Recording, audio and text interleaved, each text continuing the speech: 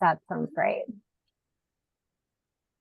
Welcome, everyone. Thank you so much for joining us. My name is Tracy Marcelli, and I'm with the Junior League Palo Alto Mid-Peninsula. If you're wondering where that is, that's in sunny Northern California.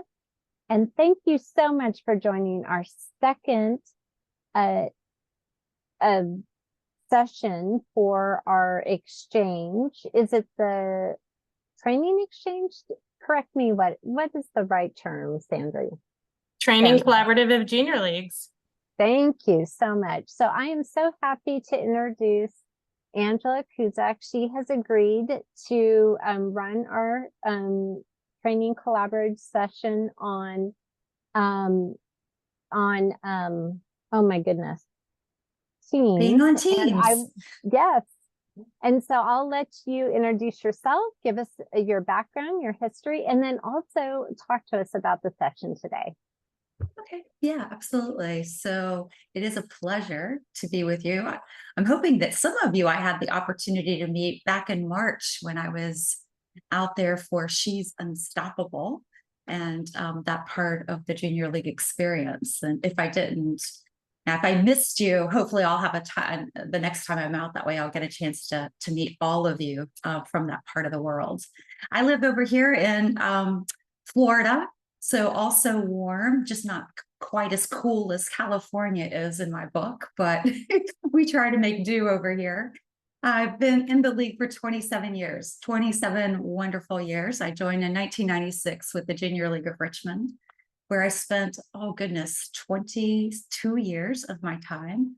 And then I relocated here to Florida and joined the League of Greater Orlando. I can't say I'm as active in the Orlando League as I would like to be. I arrived, like I think most, individuals who moved during that time in the pandemic, and it was very difficult to kind of connect and meet people. So Sandy and others have been very gracious to give me an opportunity to continue to contribute to what the league is up to from differing places in the world. So I have 25 years in the corporate world, and I left there really for one reason. I left because my values and their values no longer aligned. And I took a big chance and ultimately found my way into starting my own business called Igniting Success. Most of my work is with women. I love that, and organizations. So a lot that we have in common. And I love my time in the league, and the league taught me a lot. And what we're going to talk about tonight really has to do with the learning that I gained as a leader and being a part of a team inside of the league itself that I translated and transferred into organizations. So even in my work today with companies and other teams, I bring these principles in and give them a different way of thinking about how they look at being on a team and how they look at leading a team. So I want to pause there and see if anyone has a question, or if there's something that's on your mind that you hope that I'm going to cover today. I want to make sure I try to weave it in. Anything in particular? Angela, I just want to throw something out there. I think sometimes when we work on teams, especially if we're leading teams, it can be hard to engage everyone, especially when you're meeting virtually, or if you have women who obviously we all volunteer. And so how do we kind of engage everyone and get them involved in that effective team? Yeah, that's exactly what we're going to cover collectively throughout the next 45 minutes or so. And we will leave time at the end for some Q&A. And if you have some questions as we go along too, I would say make sure to put them in the chat box, and I'll make sure to monitor that as well, or you can raise your hand and we can stop and be in conversation. But you are absolutely right. I mean, one of the challenging things is we have grown up in a society that says if you've been named a leader of a team, you have the responsibility to make sure the team feels engaged. And I want to kind of put a spin on that tonight and give us a different way of looking at what all of our roles are in a committee or a teaming type of environment.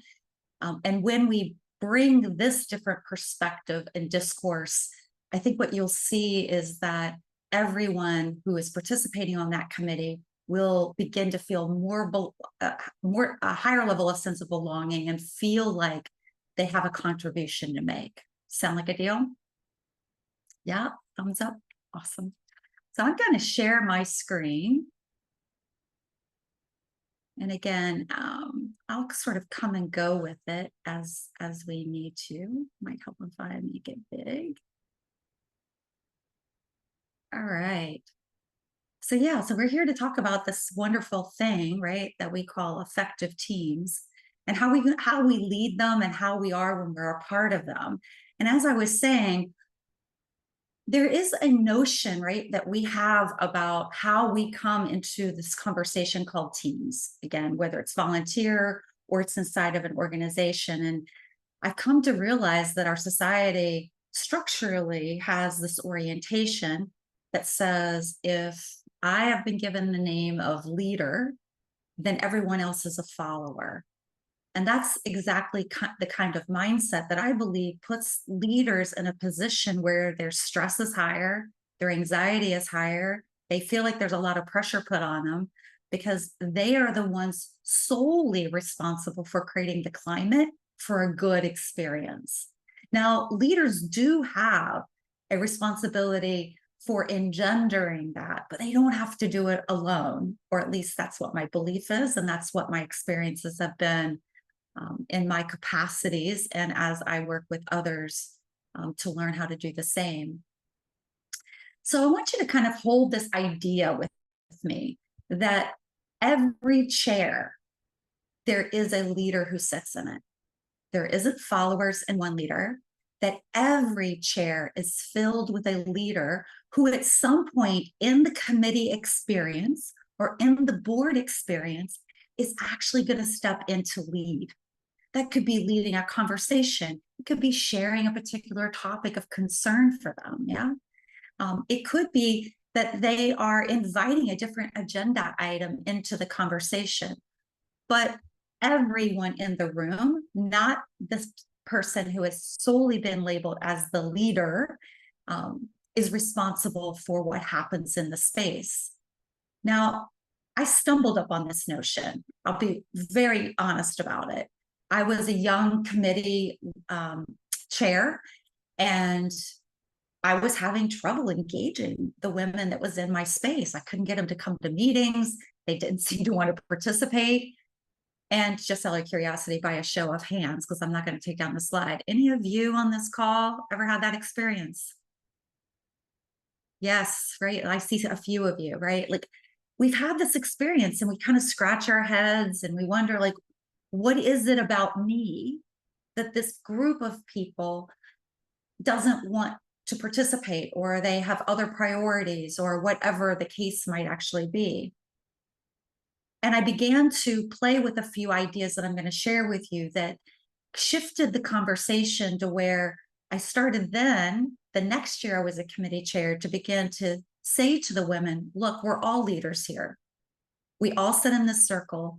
We all comprise this committee. And at any point in this conversation, you'll be the leader. I just have the responsibility to facilitate and to coordinate.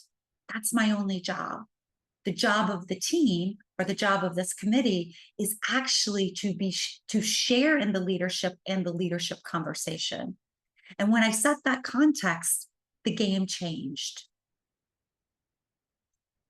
So I love this quote. The team leader's role is clear and supportive of the team as a whole. There is a strong sense of team leadership, and team members take an initiative to provide leadership as the need for initiatives arise. It gives a different context to how we think about team leaders, team leadership, being a member of a team.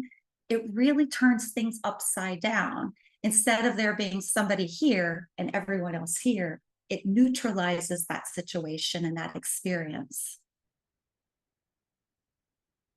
So we can think about it in this construct, and this image for me, and I hope for you, symbolizes a lot. Like, I look at this as almost like a web or a weave, or for some of you who know the rest of my story, a matrix to a large part, right?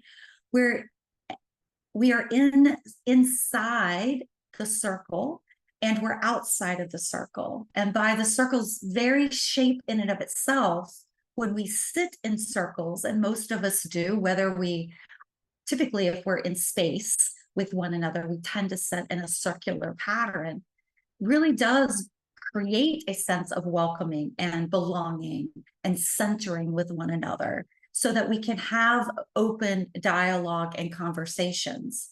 When we have situations where we're in the front of the room and everybody else is facing us, and we might feel like that sometimes in a Zoom environment. And here's where I would say, throw up an image of a circle and invite people to imagine themselves somewhere on this circle. So my invitation to you, if you feel like, you know, Angela, you're on one side of the table and we're on the other side of the table, I would invite you to find your place around this circle and join me as a part of the circle. Because as I said earlier, we're all leaders who sit in every one of the chairs that we're here to represent and to be a part of. So let me pause there and let me just check in and see if there are any questions that arise when I talk about shifting this mindset.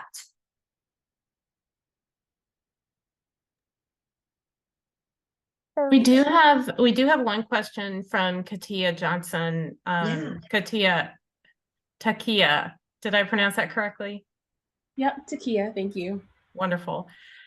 She said she'd like to discuss how she can coach teams navigating the loss of one of the team members. So how do you deal with that from a morale point of view, cultural point of view, especially if you're thinking about it from we're all in this circle, we're all leaders. How do you navigate that? It's a beautiful question.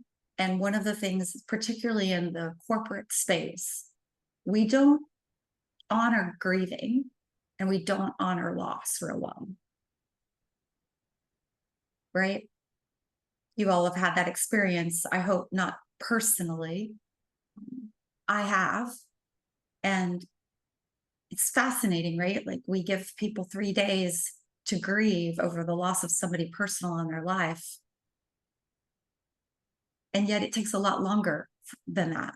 And so my first recommendation is to have a real heartfelt conversation with the team from a coaching perspective of what it is to feel incomplete, to feel the feelings of loss, to feel the grief of somebody who was dismissed or laid off for whatever reason that might be, expense reduction, or maybe they moved to a different part of the organization from a team perspective. I know here that you're saying that it's a layoff situation.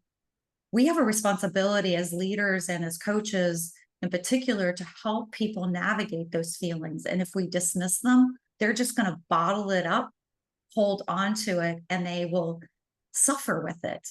So first move is to have that conversation about grief. The second conversation that follows that, the next time you're with them, is to then begin to ask the question, what will it take for them to move forward as a team? So remembering someone, calling that memory to the foreground is really important. But equally as important is, what do we as a team need to release, to let go, to create a ritual around, to say, and wasn't that a wonderful time? And we need to let that go in order to, because that individual who has left the team would want us to do that. We can carry the memory and we can release what we need to release. Now, sometimes between this idea of remembering and releasing doesn't happen in two conversations, right? People will be on their own journeys, however they're on their journeys. But if we're coaching the entity itself, that's just called the team, we as a coach and a leader can help them by navigating and naming. We're going to have a conversation about grief and remembrance. We're going to have a conversation about releasing. What do we need to release? And then the third part of that conversation is a conversation about receiving. What were the things that we received from that team member that she or he or they would want us to carry forward? What are we receiving as it relates to this new entity that we now define as a team? Because the moment that that member leaves, we are a new formed entity. We take a completely different shape with a different personality, with a different sense of purpose. So at this point, we can now reestablish what it means to be this team in this moment with this set of goals. Then the last part of this is journeying together, right? We then move through that same cycle and we journey together until the next occurrence arises, right? Whether it's by choice or whether it's by expense reduction, which it sounds like this might be the case. I would tell you that this same process is invaluable when we think about our own volunteers and our own committees inside of the league as well, where we have people who step out and they step in and they step out, right? And they do that for a variety of different reasons. And again, I think in our society, we don't have these conversations because we feel like we don't know how.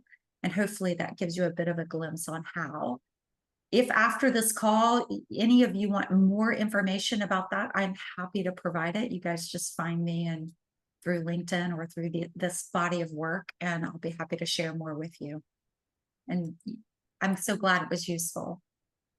So I have other little ways in which you can help your teams and your organizations and your volunteer situations to recover from that too.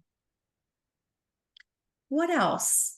Anything else about this mindset? Because this is about the head. And we're going to talk about the heart and the hands too. No surprise to all of you, I'm sure. Yeah. So we got a question in the chat asking about, what about when you have a very eager and chatty teammate and they talk over each other? Are there solutions or things that we can do about that, Angela? Yes, as a matter of fact, you can. And you'll be saying to yourself, I do this already. So if you do, just know that I'm smiling with you. You know, when we start, it's September, right? I can't believe it. And you guys are at the start of your league year. It's a precious time, right? It's a beginning. And again, a learning that I learned because I didn't do this well in the beginning is creating my first conversation around how did we want to be together. So my very first committee meetings, from the point that I learned this little trick of the trade, if you will, is I started asking, so how do we want to be together as we start as a team? And what that produces, that single question produces what we would think of as ground rules or rules of engagement or principles by which we're going to work together in. And so one of the most important ground rules, if it doesn't show up or if people say, don't bring this forward, I will often say, as one of the ones I put out as a principle, is everyone in this room has a voice. And if there is a person or people who are constantly overriding the conversation, what you'll notice is that I'm going to take a pause and ask other people to contribute to that conversation.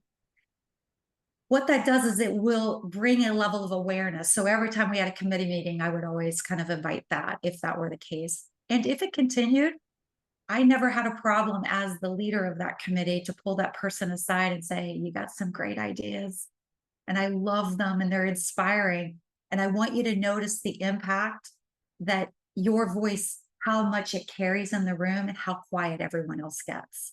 Sometimes these wonderful chatty human beings, they just don't realize that their enthusiasm is getting the best of them. So we don't want to squelch the enthusiasm. In fact, we want to spark the enthusiasm. We just want to support them in noticing how they can use that enthusiasm to ask other people, what do you think about? Here's what I think about. Show me, what you did yesterday. Let me show you what I did yesterday. So helping them learn how to be an invitation with that passion and that enthusiasm, and setting some principles up front that you reflect on every time that you're together can also be very helpful, not just for this, but for a lot of situations. If there's conflict or there are people, volunteers who don't fulfill their commitments or promises to getting things done, which we've all done, right? For 1,000,001 reasons in our life, we've failed to fulfill the promise, we can work with that. It's a matter of, are we setting the committee and the group up to be able to handle those conversations effectively? Yeah, I love that. We want to spark it. That's right. We want to spark it and not quench it, for sure. All right, well, let's go ahead and continue. And if you guys get more inspiration, I want you to just share it with me, all right? So this part here is like, we're going to move for a minute from what I refer to as, right, we're in the head. This is a mindset shift. We're thinking about the work that we do a lot differently, right? We're going to have everyone in the room feel as if they're a leader, whether or not they're the named quote unquote leader or not, in order to be a bigger contribution to the whole. And when we think about the heart of a team or the heart of a committee or the heart of an organization, I can't help but always come back to, what is the shared care? So why are we here in the first place? What do I care about? What do you care about? And what do we care about from a teaming perspective, right? From a team perspective. Again, this is not a conversation that the fullness of the team is expected to have without some guidance from the team leader. So this is where a team leader, from a role of being a facilitator and a guide, would invite the conversation to the members of their team, of what is it that you care about in relationship to what this committee is doing, the purpose of this committee. What do you care about? What do I care about? What does our league care about? What does our community care about? These same conversations can happen in the corporate space. And when they do, what I can promise you is there's a lot of magic that will happen, because it grounds the conversation. It allows the conversation to flourish. So thinking about care from multiple different perspectives, right? What do I care about? What do you care about? What do we care about? What does the organization contextually care about? And what does the community care about? We're here, what we're trying to do is create a weave through all of that, so that when a member of your committee or on a board that you're serving with forgets their reason, their care for contributing, for saying yes to this committee, we can gently remind them, hey, you came because you said that you wanted this, you cared about this as a part of being a part of this team. Many of the things that I learned in my 27 years has been tied to, I was taught that if I told my committee or I told my team that I led, this is what we care about, this is what our team purpose is, that somehow magically this group of fabulous people was just going to get on board with it. They don't. They want to. And the moment that we give rise and space for the voice to be heard in the room of what I care about, and they can hear what everybody else cares about in that circle, that's when it solidifies. So team purpose arises out of this idea of sharing a shared care for a shared cause in the world. I do suggest, from the place of heart, to define what the purpose of this team is, the purpose of teaming together. What do we want to learn together? How do we want to learn together? Now, in the league, you know, we often, part of our mission, right, is a 3-pronged mission, right? And so part of that gives us this opportunity to really point out, what do you want to learn? What do we want to learn together? And how do we want to learn to team better? I believe that's one of the things that we have an opportunity to teach real time in the league, is this notion of teaming. And this is one of the very first steps on how one of the first steps on the path of arriving at having a good teaming experience, where people feel as if they can contribute the way that they can contribute.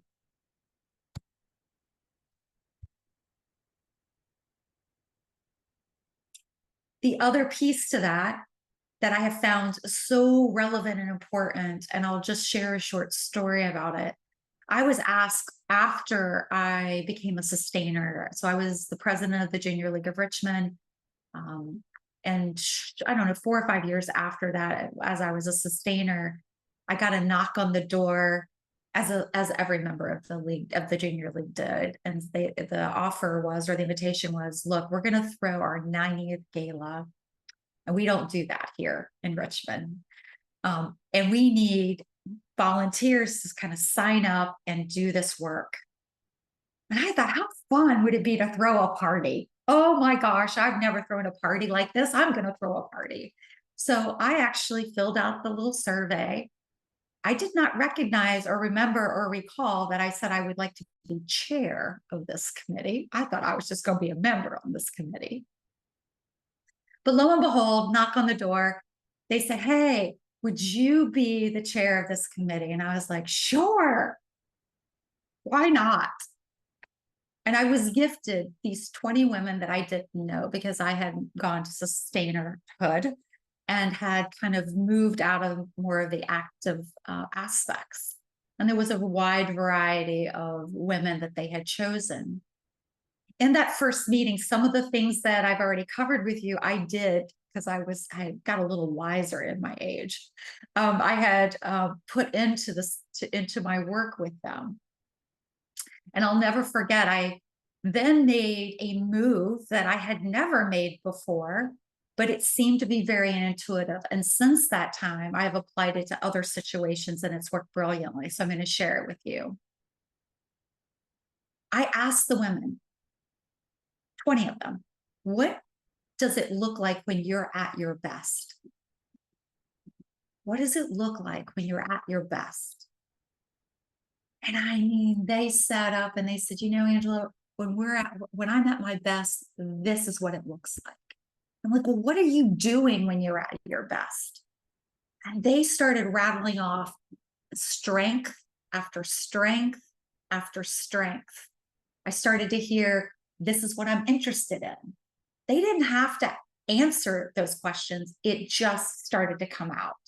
And before you knew it, by the time we finished the round of 20, people were already starting to gravitate to different parts of this gala committee type work. And they were saying, well, you know, I'll work with Amy, because I heard Amy say that her strength was in fundraising and that she's passionate about it. She comes from a league that's not our league. And I want to work with her because I think she's going to be able to teach me something. And somebody else would say, well, you know what? I don't have a lot of time to spare. So I'm really great at finance. And so I really want to run the numbers. And, you know, John, listen to me. There could be a John in the room. That's not impossible. Mary, I heard you say you were interested in finance. Why don't you come over and join me? And they started inviting each other into these committees. Now, interestingly enough, I hadn't set up a structure for committees. They started to form their own subcommittees by that very question. It was like magic. So helping your committee members, your team members at work, understand what they are best at, why they're best at it, what makes them so great at it. You'll start to hear where their strengths and their interests are, and you can pose other questions as a facilitator and a guide, and you can support them in structuring their work the way they want to structure the work. Now, the rest of the story goes something like this. They began to set up those structures themselves. And I said, well, great, you know, I'm just going to be the biggest cheerleader on the face of the planet. These women know exactly what they're doing. And I'm just going to create the infrastructure. We then began to talk about, well, what responsibilities does each one of these subcommittee groups have? What responsibilities is theirs? What responsibility is mine? What responsibility is ours? And from that, we created meeting agendas. We created meeting cadences. We created responsibility sheets, some that were very informal, and some that were a little bit more formal. And of those 20 women, we met every 3 weeks for 9 months. And there was no less than 18 women who showed up every single time. Now, I believe that has to do, one, they raised their hand and said, I want to volunteer for this committee. Number two, I think it's that they were handpicked and chosen for whatever reason, right? So there was this other inspiration that came along with it. Three, they got a chance to say, here's what I'm good at, and this is what I want to work on. And they got to define what their responsibilities were at the end of the day. So as I think about being a volunteer on a committee, when I get to help shape my responsibilities and what I'm going to be accountable for, and how you're going to help me remain accountable and responsible, and how you're going to help me remain accountable and responsible, more work gets done better, faster, and in a happier place. Again, these are themes that I have brought inside of organizations. Some have been more effective based on the type of team I'm working with, if it's a cross-functional team or if it's an intact team. And there is a difference about how we can approach those things in a go-forward basis.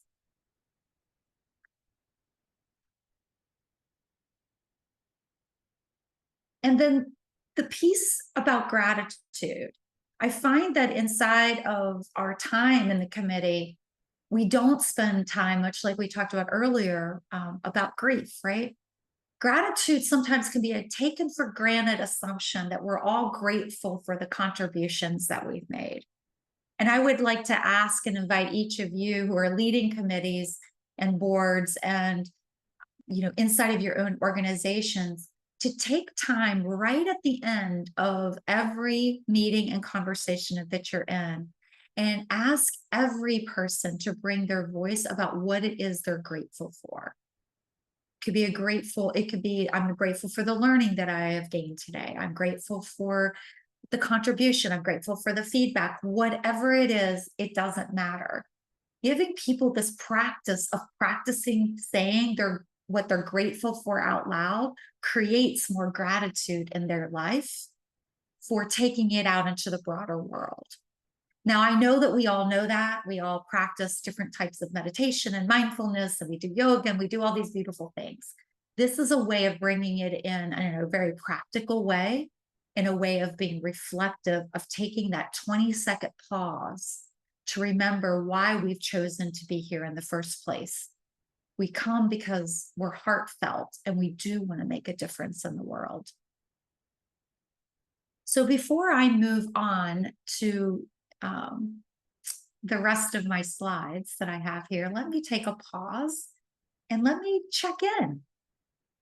What's your feelings, your thoughts about this idea of leading with heart?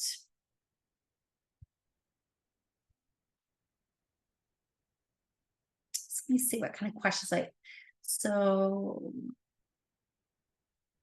how do you foster a self-starting attitude in teammates? That's a tricky one. I don't know if I've got a good answer for that. That's a really interesting question.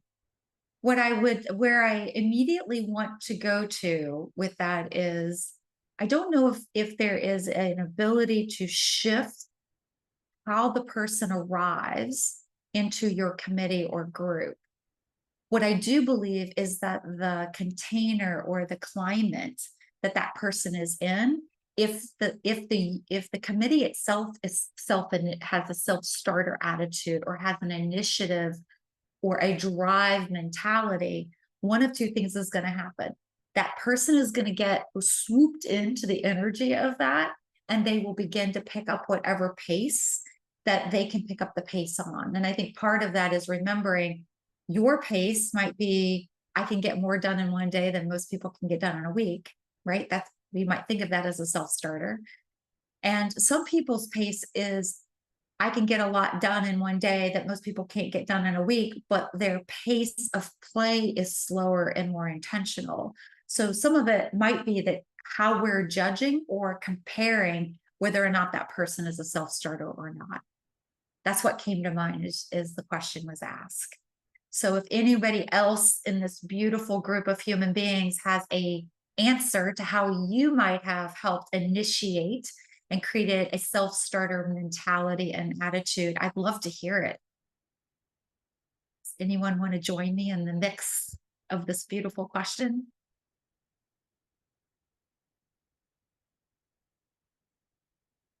Well, if something else smarter comes to me on that subject, I'll be back. You guys have thrown me one. I love that. Let's see if there's anything else. Claudia, Angela, go oh, ahead. sorry. Yeah, I was just gonna say, I think it goes back actually to what you said at the beginning about everyone being a leader. I think if you can find that way to instill that idea that everyone here is valued, is going to, we all are leaders, we all can contribute, then hopefully, and then like others have said in the chat, especially if there's something that an aspect they feel passionate about, then I feel like that starterness kind of resolves itself in a way. I love that. Yeah, I think you were spot on with that. Thanks for the save. I do. I appreciate that. And I do think that there's, again, I think it's, as you're pointing to, Kristen, that it's cultivating, right, that climate for people to be able to walk into. And again, I remember being a young, 20 some odd year junior league member, and I walked in after living in the business world for many years before joining the league, thinking that it worked just like an organization did, right? I had to follow the leader. And here we're saying, nope, we're all leaders here. We're all in practice. We're all doing different things. That's meaningful. Claudia, I love your word generative that you use in your comment that you put there. And I appreciate the acknowledgement that this feels generative. I come from a generative leadership orientation and background. So that means a lot to me that it's seen and felt without me having to name it. So thank you for that. Anything else it's been sparked since we've had this short little conversation? All right, then let's go back to gratitude. And let's move then on to hands, our commitment, right? So this is where the action takes place, right? This is where we speak what our truth is. We have our responsibilities.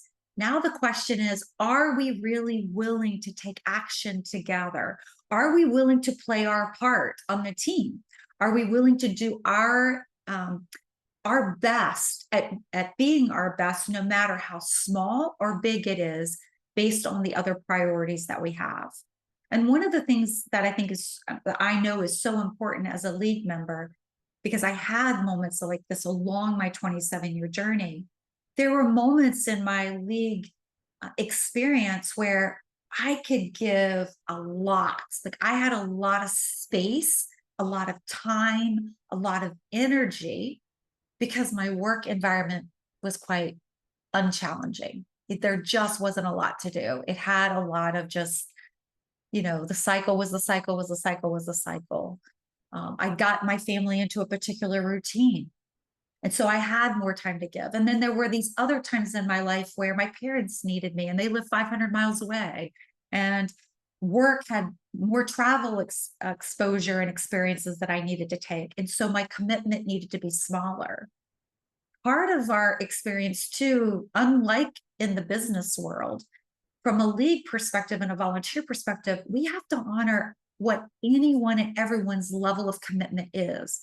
We just need to understand it. Each member of the team needs to understand it so that we can effectively honor it. Again, it often is a missing conversation that we don't have because it seems to be apparent to everybody else in the room. And my point is that it's not apparent if you don't ask, what level of commitment can someone make in order to fulfill whatever promise that they have indicated that they're willing to make to the group. Words are create our worlds. And there are, and I'm going to monitor my time here, but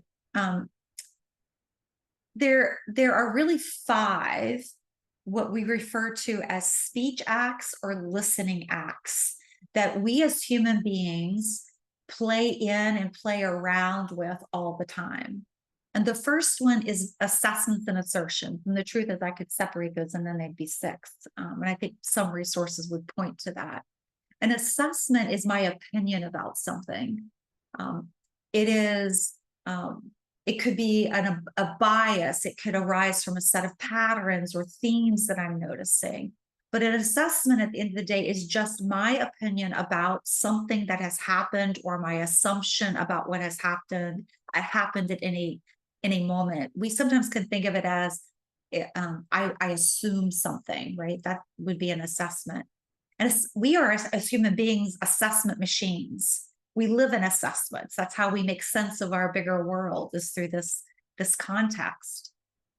In contrast to that, assertions are what is known to be true. So for example, my height, we all measure the same way. If you and I got measured in a doctor's office, right, we use the same measuring stick.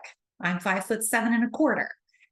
You might be 5'6 3/8, right? Whatever it is. Assertions are factual in nature. We know them to be facts and true. The important distinction here is that sometimes as leaders and as members, as human beings, I should say, but as, yes, humans and leaders, we tend to make our opinions and we treat them like they're facts. When we do that, we start to judge people out of this is how they are. So I bring this to your attention so that if you're noticing yourself thinking about somebody who might be on your committee and you say, I've got that Angela girl, you know how she is. My invitation to you is to diminish the chatter in your head about that's how Angela is. Get to know Angela. Make your own opinion and assessment about Angela through some of the things that we've already talked about. Don't allow it to become the truth without getting to know for yourself. A declaration is as simple as giving a directive. So when I declare something, I'm saying this is where we're headed. This is the direction. This is the goal. This is where we're moving to. Sometimes our directions are covered up as suggestions. Now, you may not do this, but I guarantee you somebody in your life has done it. And it sounds something like this. You know, I think it would be a really good idea, Sandy, if you would just make sure that the cupcakes arrive at the party on time.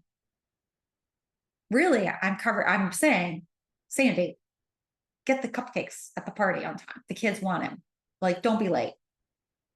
When we cover up our directives, we confuse the relationships that we have on our committees. So if we as leaders, regardless of where we sit in the space, if I'm responsible for initiative and I may not be the team leader and I need to direct somebody to do something, then I need to be really clear about what my direction is. And so an important skill that you can bring to your team. Offers is that ability, that notion of the invitation. I'll do that. I'll raise my hand and I volunteer for something. I'm happy to pick up the cupcakes and help Sandy, right? You volunteer. And when we volunteer, people in the room can say yes, no, or maybe so, right? Something like that. Requests are just that, they're asks. Angela, can you help out Sandy and go with her to pick up the cupcakes to make sure that Sandy gets them there on time? When we make a request to someone, we have the person who the request is coming to has the option of saying yes, no, or counter offering. If you've got committee members or you yourself are a member of a group and you find yourself hearing a request come your way and you don't feel as if you can decline or say no, then that's an important conversation to have as a committee or with that individual. We all have a right to say no. And the more that we can invite the no into the room makes it very clear about where the yeses are. Both of those should be honored, just like counter offers should be honored. Why is that? Because we want our promises to be fulfilled. And when we really work with these first four distinctions in conversation, we have a better chance of having promises that are fulfilled and us reaching and attaining the goals that we've set for ourselves.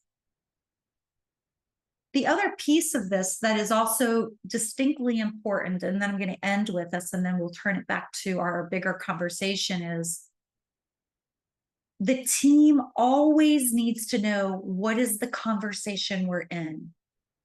Now, we tend to do that by meeting agendas, I hope, some kind of agenda.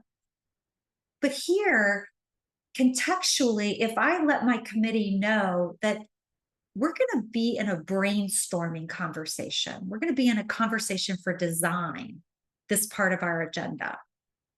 My orientation in this world, I might not feel like I'm a very good brainstormer.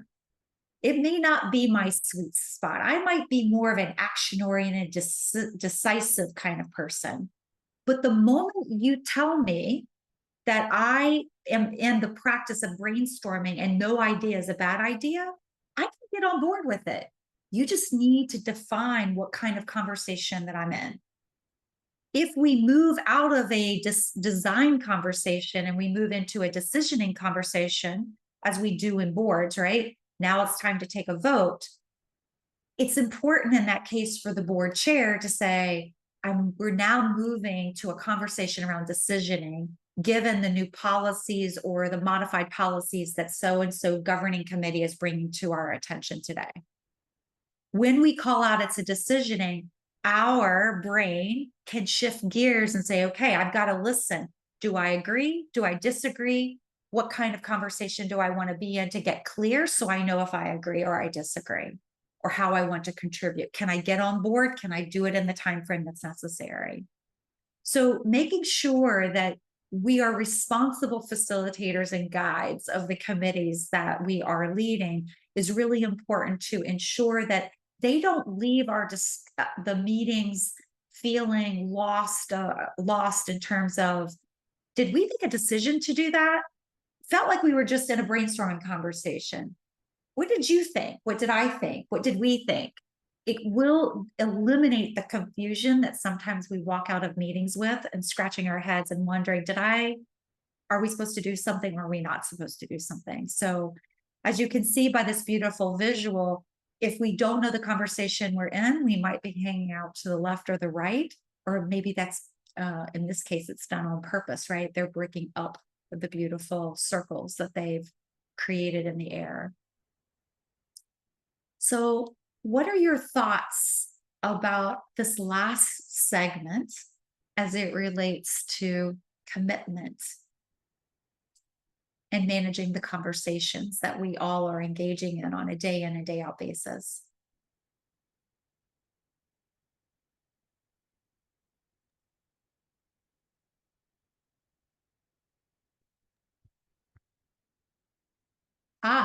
Yes. So I define them as there are design conversations, there's decisioning conversations, and there are problem-solving conversations. So conversations basically that are innovative, right? That's what the design conversations. What are we designing here together? What are we generating? What are we moving toward? There's the conversations of decisioning. What is the decision we need to make? And then if there's an issue or concern, how do we want to be in a conversation with the question or problem solving? What's beautiful is you can label them however you wish to label them. I would just say typically having more than 3 makes it very difficult. If you have your agenda, when I was the chair of the board or the president of the league, I would actually label my agenda that way. So when it got set out in the packet, it would say this section of the meeting is a design conversation. This section of the meeting is a decisioning. This section is about solving or looking at an issue from a generative perspective. So instead of it being brainstorming, if I wanted to think 5 years out or 3 years out with the board, I would refer to it as a generative conversation because it's about the future.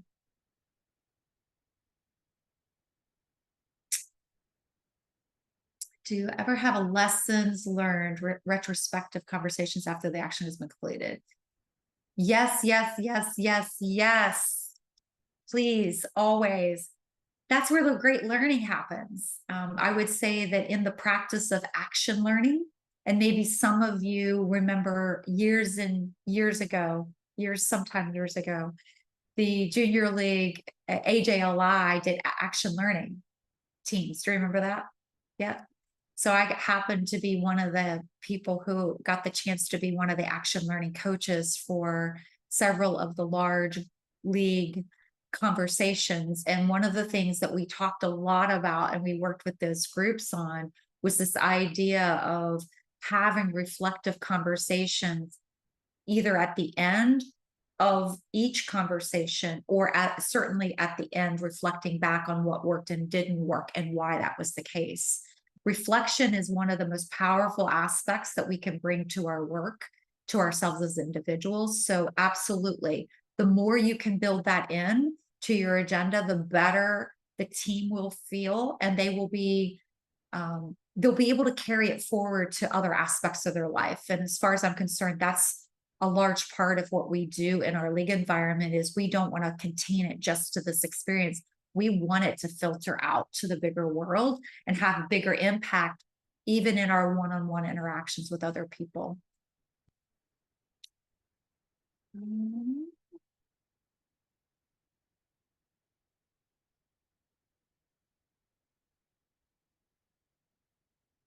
So Elizabeth says, it's really important to have a conversation about and acknowledge and respect all members' ability to commit versus their desire to commit. Yes, exactly what I was getting to, 100%. And doing it, some individuals might prefer a one-on-one to talk about that before bringing it into the team. Remember, we all are wired differently in that way. So depending on how large the committee is or the board is, doing some one-on-ones prior to your first meeting or between your first and second meetings is an ideal way of getting to know that individual and finding out what is their level of tolerance or the boundaries that they have to being able to commit, and then bringing all of that back into the room. You know, I know there are varying members here who have different commitment levels. Let's talk about that. Again, we don't often think that that's the work of the committee. What I'm saying is it is the work that the league wants us to do in order to help others, people in our lives, get better at this thing called teaming. You all know it. I know it. The world right now is on fire with this thing called team coaching. All we're doing right here is I'm teaching you fundamentals, and some of you already know them, fundamentals of how to create teaming, whether you're a group, you're a committee, or you're an actual team. So yeah, the world's on fire with it right now, and it's always been around, but your work as a committee isn't just about the end result that we're asking you to take on and produce. It is about the art of how you come together and do that. And that creates your own subculture of the organization or the junior league that you're a part of. Let's see, is there anything else that stands out that I've missed, Tracy, that you've read? The last one, Cheryl, without requirements, how do we engage the members of our league to commit to service projects, and how do we best reward the ones who do? Cheryl, would you join me in the conversation for a few minutes, just so that I can understand a little bit more about what the dilemma is there? Well, we have a lot of members who say that they do want to do more service projects, but nobody signs up. So that's kind of, the issue, but people will sign up for the socials. And I kind of would like to reward the people who do, not by shaming anybody else, but just by like highlighting them and thanking them and making them feel like appreciated. And we've had the issue of people wanting to resort to just drives, but that kind of takes away the whole point. I mean, if it's an in-person drive, fine, but people want to do like an Amazon wish list, and that kind of takes away the whole point of the social emotional learning of volunteering. Yeah, I mean, I'm curious if we're seeing that well, let me back up. I know that when even 6 and 7 years ago, there seemed to be this shift in members, why members actually joined the league in the first place. and that may be some of what you two are experiencing, is that there is I believe a shift of members are joining for the social aspect, less for the service aspect. And I do love your idea, and I should be looking at my camera and not your beautiful picture that I can see on the screen. I do believe acknowledging these individuals is an important way of reminding those that joined for other reasons, because there's no wrong reason to join, but to remind the rest of the league of what our real purpose is here, why we do the work that we do, why our contribution matters, by highlighting those who choose to choose to be repetitively in service on a day in and day out basis. It would be interesting too, if there could be conversations, maybe small group, task force, that kind of thing, to discover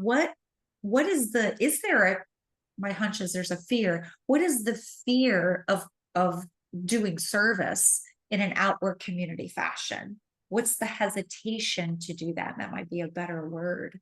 Have you guys done that? Have you talked about it with the member at large of what might be preventing them or their hesitation of going out into the community to do service? Well, we haven't. I think the one thing was just like that we've tried to change the time to being in the evening, but that's a good idea. And also I like the idea of the task force to discuss the issues. All we've done is just try to make the time better for working people. And then we have tried to like survey people on just in terms of what projects they're the most passionate about. But right now we're just having like the issue of transferring things from drives, or somebody did try to, engage in the social aspect, like that we might have as kind of like an admission price, people bringing an object. But I guess what I'd like to see more is us getting out in the community a little bit and doing more service, because I think that is a part of, I like the social part, but I think the Junior League is also about that. And it's also important for our fundraising efforts too. I think that organizations think that we're not just, having parties, not that that's not nice, but the whole point of the Junior League is also to make an impact in the community. 100%. I mean, I've made lovely friends, wonderful friends. Look, I've made new friends. I have all of you now in my life. I met Sandy in this capacity. I joined for one reason, to be in service. And for me, the league was the biggest, fastest way for me to make an impact in the community I happen to choose to live in. And that was my only reason. So I'm with you, sparking that interest and getting underneath to understand what is limiting that person or that group of people from serving in that way would be a place that I would begin if I were on the board, or I was somebody who could take the initiative to discover what that is. The other thing that comes to mind is taking social experiences and then turn them into service projects. So what comes to mind is, I don't know what kind of social types of things you do, but there are stuffing bears. Okay. Have you heard of there's hospitals and different types of organizations where you can actually get a bear, just the body of a bear, and you sit around during a social experience and you literally stuff the bear, you sew up the bear, you take the little heart and put it in the bear, you could put a little note in the bear, and the bears are then collected by that organization and they take them to, different organizations. It's lovely. I've had in Richmond, I've had several pretty significant companies do that with hundreds of senior leaders who were coming together for senior leadership, and they too wanted to invite more service in an active way. So I went about figuring out that this bear thing could work. So if you want more information on that, I certainly can provide that to you. Just get me offline. Okay, thank you. Yeah, absolutely. And I think there's a lot of things like that where we can start to turn the corner a little bit on that social, leveraging the social as a way of also then supporting people and making that transition back over. Okay, thank you. Thanks. Oh, look at your last name is Bear. Oh, yeah. I love that. My dad was half Scottish. It is real. I didn't change it to that. So. But isn't that brilliant? I brought up the bear story. This is not a coincidence. Angela, I was going to jump in too and say, Cheryl, I can send you some ideas along those similar lines. We've done a lot of that at work where we'll have organizations that'll come with kit, where we assemble kits together. So it could be something similar to the bear, but it was, I think last year we had a service day where we assembled these prenatal kits for and they ended up being shipped all over the world and all these things. So there's I think there probably are lots of things like that. And it was really fun because we set it up as an assembly line and we just you picked up one item and put it in the bag and one item and put it in the bag. And we talked to each other the whole entire time as we snaked around this room. And I remember having great conversations with the people that were there, beside me in the line. So yeah, even something like that. So I'd be happy to send you something else if Oh, you're yes, interested. please. Thank you. Thank you. Yeah. Thanks. Yeah, and it's just about how you set the context, right? This is a social event that has a service aspect to it. So remember, be storytellers. That's how we make the magic, right? That's why we get funders to say, yes, we tell amazing stories. And this is just a way of shifting the story around for our members.